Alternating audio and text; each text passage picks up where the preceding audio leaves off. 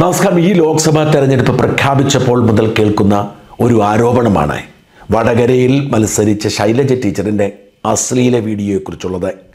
ടീച്ചറും സഖാക്കളുമാണ് അത് പറഞ്ഞത്. കേട്ടവർ മൂക്കൊത്ത് വിരൽ വെച്ചു. ശൈലജ ടീച്ചറിനെ പോലെ കേരളം വലിയ തോതിൽ ആദരിക്കുന്ന, ബഹുമാനിക്കുന്ന വൃദ്ധയായ ഒരു സ്ത്രീയുടെ അശ്ലീല ദൃശ്യങ്ങൾ ഇറക്കാൻ മാത്രം അധമരാണോ ഷാഫി പറമ്പിലും UDFകാരുമെന്ന് BJPക്കാർക്കും CPMകാർക്ക് പോലും അത് വിശ്വസിക്കാൻ കഴിഞ്ഞില്ല. എന്നാൽ തെരഞ്ഞെടുപ്പിലെ ഏറ്റവും വലിയ ആയുധമാക്കി അതിനെ മാറ്റാൻ CPM തീരുമാനിച്ചു. അങ്ങനെയൊരു തീരുമാനം അവർ എടുത്തത് കോഴിക്കോട് ജില്ലാ സെക്രട്ടറി P. മോഹനൻ്റെ മകൻ ജൂലിയസ് നികിദാസ് എന്ന സോഷ്യൽ മീഡിയയിലെ അറിയപ്പെടുന്ന ഗുണ്ടയ്ക്ക് വടകരയിലെ തെരഞ്ഞെടുപ്പ് പ്രചരണത്തിലെ സുപ്രധാനമായ ചില പങ്കുണ്ടായിരുന്നതുകൊണ്ടാണ്. ജൂലിയസ് നികിദാസിൻ്റെ ഗുരു നിലമ്പൂർ MLA PV അൻവരാണ്. അതുകൊണ്ട് തന്നെ ഇതിനപ്പുറത്തേക്കുള്ള ഒരു സ്റ്റാൻഡേർഡ് ആരോപണം ഉന്നയിക്കാൻ അവർക്ക് കഴിഞ്ഞെന്ന് വരില്ല. ശൈലജ ടീച്ചറിനോട് സഖാക്കൾക്ക് കലിപ്പുള്ളത് കൊണ്ടാവാം അവർ അതിനെ ഏറ്റവും വലിയ ആയുധമാക്കി മാറ്റി. പക്ഷേ അതവർക്ക് വല്ലാതെ തിരിച്ചുകൊണ്ടു. ശൈലജ ടീച്ചറിൻ്റെ അശ്ലീല വീഡിയോ കണ്ടവരാരെങ്കിലുമുണ്ടോ എന്ന് ചോദിച്ച് കോൺഗ്രസ്സുകാർ രംഗത്തിറങ്ങി.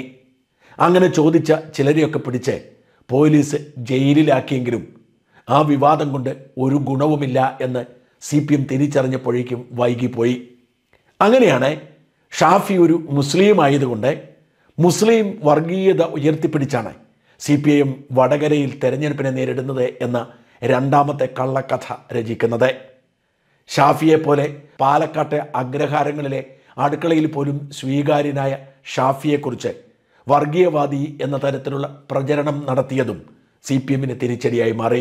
അതുകൊണ്ട് തന്നെ തെരഞ്ഞെടുപ്പ് കഴിഞ്ഞിട്ടും വടകര സിൻഡ്രോം മാറാതെ മുമ്പോട്ട് പോവുകയാണ് CPIM. DYFA നേതാവ് റഹീമിനെ പോലെയുള്ള മണ്ണിനും ചുണ്ണാമ്പിനും കൊള്ളാത്ത നേതാക്കൾ വടകരയിൽ തമ്പടിച്ച് വർഗീയത ഇങ്ങനെ ആവർത്തിച്ചു കൊണ്ടിരിക്കുന്നു. ഒരു ഗുണ്ടയുടെ ഭാഷയിൽ ഷാഫിയെ പൊളിറ്റിക്കൽ പോയിസൺ എന്നൊക്കെ വിളിച്ചാണ് റഹീം ആഘോഷിച്ചത്. അതിന് തിരിച്ചടിയായി UDFും രംഗത്ത് വരുന്നു. കഴിഞ്ഞ ദിവസം CPMൻ്റെ വർഗീയ പ്രചരണത്തിനെതിരെ RMB ഒരു കൂറ്റൻ പ്രകടനം നടത്തി. കോൺഗ്രസ് അടക്കമുള്ള UDF ഘടകകക്ഷികളും അതിനോട് ചേർന്നു. RMB ഒരു UDF ഘടകകക്ഷി അല്ല എന്നുള്ള കാര്യം നമ്മളിൽ പലർക്കും അറിയില്ല. വടകരയിലെ പ്രത്യേക സാഹചര്യത്തിൽ RMBയെ UDF പിന്തുണയ്ക്കുകയാണ് ചെയ്തത്. അതിനപ്പുറത്തേക്കുള്ള UDF ബന്ധമൊന്നും RMBക്കില്ല. RMB തികഞ്ഞ ഒരു കമ്മ്യൂണിസ്റ്റ് പാർട്ടിയായി പ്രവർത്തിക്കുന്നത് കൊണ്ട് തന്നെ ബൂർഷ്വാ പാർട്ടിയായ കോൺഗ്രസിനോട് സഹകരിക്കുന്നതിനപ്പുറത്തേക്കുള്ള ബന്ധം ആഗ്രഹിക്കുന്നില്ല.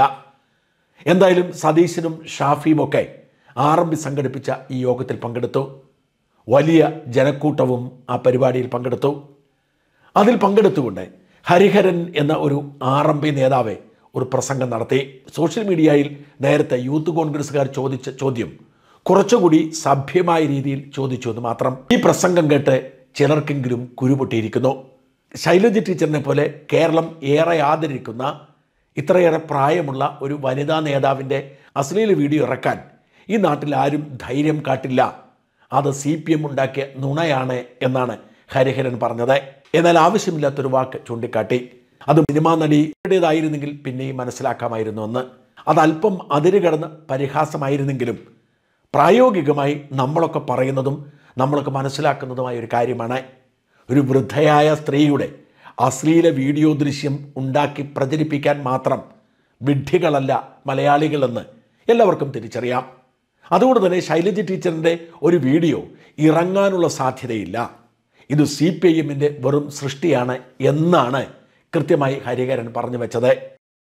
സിനിമാ നടി വീഡിയോ ദൃശ്യമായിരുന്നെങ്കിൽ മനസ്സിലാക്കാമായിരുന്നു എന്ന് പറഞ്ഞതിൽ അഭംഗിയുണ്ട്. കാരണം ആ സിനിമാ നടി സുന്ദരിയായതുകൊണ്ട് അവരുടെ വീഡിയോ ദൃശ്യം പുറത്തു വന്നാൽ ജനം കാണാൻ താല്പര്യം കാണിച്ചേക്കും എന്നൊരു ധ്വനിയുണ്ട്. സിനിമാ നടിയെ പിടിച്ച് വലിച്ചിടേണ്ട കാര്യമുണ്ടായിരുന്നില്ല.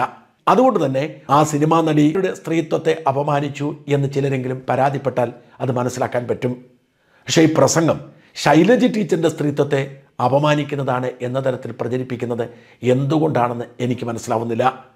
ശൈലജ ടീച്ചറിനെ പോലെ വൃദ്ധയായ ഒരു പൊതുപ്രവർത്തകയുടെ അശ്ലീല വീഡിയോ ദൃശ്യം പകർത്താൻ മാത്രം, പ്രചരിപ്പിക്കാൻ മാത്രം മോശക്കാരല്ല വടകരക്കാർ എന്ന ഒരു സത്യസന്ധമായ വിലയിരുത്തൽ. അത് വടകരക്കാർക്കുള്ള അംഗീകാരവും ആദരവുമാണ്. അതിൽ എന്തിനാണ് സഖാക്കൾ ഇങ്ങനെ കുരു പൊട്ടുന്നത്, അസഹിഷ്ണുക്കളാക്കുന്നത് എന്ന് മാത്രം എനിക്ക് മനസ്സിലാവുന്നില്ല.